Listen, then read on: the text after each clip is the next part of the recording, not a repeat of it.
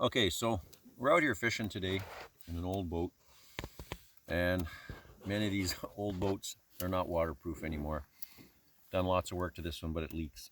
So I got to show you this because this is just awesome. I bought this on Amazon. It's they call it a transfer pump. You can pump water, gasoline, oil, fuel oil, anything you want with this thing. And it just, it doubles as a fantastic bilge pump.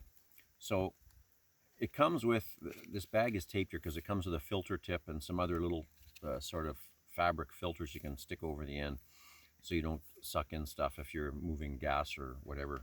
So in any case, as this boat is one of the typical bush boats, it leaks.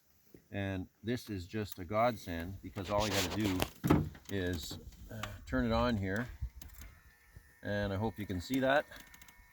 It's bailing my boat for me. So instead of bending over here all the time and trying to empty it, this way every hour I just spend a couple of minutes and pump the water out of there.